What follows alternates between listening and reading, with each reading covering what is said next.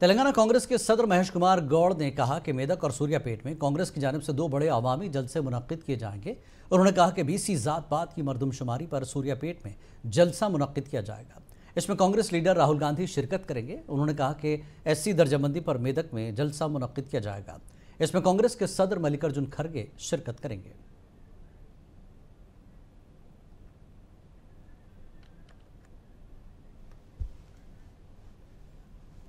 ఢిల్లీ పోతున్నటువంటి కారణము మేము సూర్యాపేటలో